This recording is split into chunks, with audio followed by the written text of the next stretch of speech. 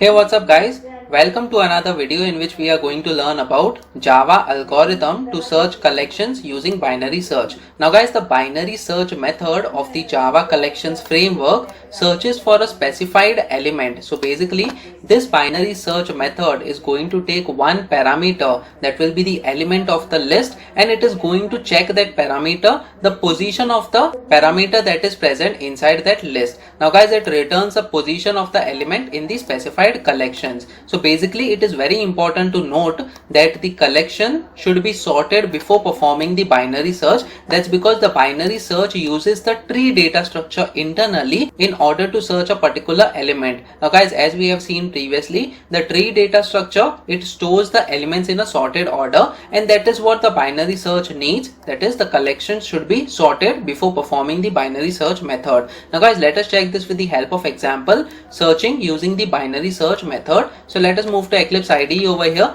and what I will do is I will provide the sorted content of the list inside the ArrayList object. So we are having the ArrayList class over here, and then the data type of the values will be an integer that we are going to see, and then we have the numbers object, and then we can have the new ArrayList over here. So guys, over here we have just declared the ArrayList object, that is numbers, and what we will do is we will add some numbers over here in the sorted order. So we will use the for loop once again. We have int I, it is equal to 1, and it goes from I 1 to 10. So basically we will have I less than or equal to 10 over here, and then we are going to have I plus plus. Now guys, what we will do over here, we have to use this numbers object, that is the array list, followed by dot and then add method. So this method is going to add integers over here, and where the integers will come from, it is going to come from this variable, that is I, which is going from 1 to 10 inside the loop. So we will provide I as the integer over here, and then we have semicolon. So guys, let us check this whether the numbers are being added in the list successfully or not. We are going to have the print statement over here, and I will put list content is followed by colon, and then we have numbers object over here so that we can print the list content. So let me just save this file and try running this code now.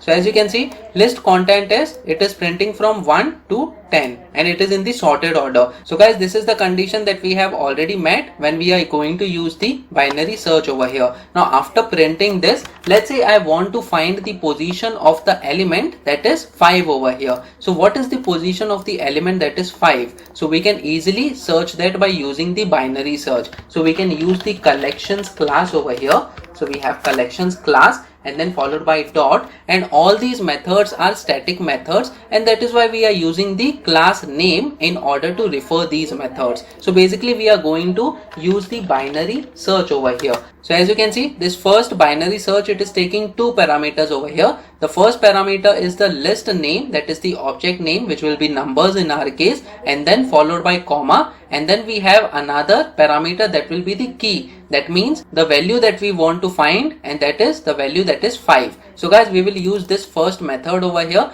and for this list we are going to provide numbers as the object, and over here the second parameter, it will be the value 5 that we are going to search for. Now guys, what it will do is it will return the integer data type that will be the position of this value. So what I'm going to do is I'm going to catch that integer value over here to int position, and then followed by equal to operator. So basically this collections.binary search, it is searching a particular element inside this list, that is numbers, and then the value that it is searching for is 5 over here. Now guys, what we will do is we will just print this position. So over here we will have the print statement. So we can write position of value 5 followed by colon, and then we can have position as the integer value. So guys, let me just save this file and try running this code now.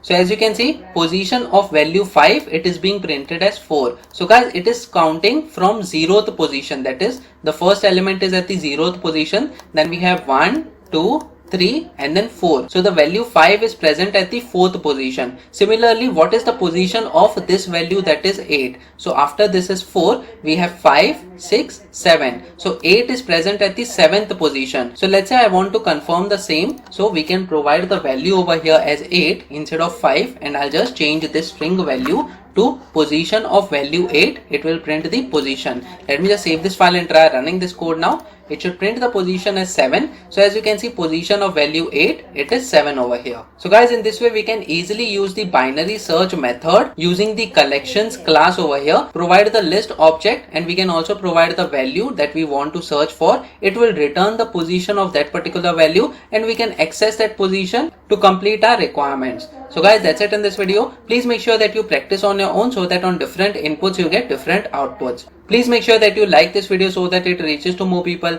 and subscribe to this channel so that you get the notifications on upcoming videos as well. The next video that we are going to talk about is Java algorithms for data manipulation in collections. So stay tuned.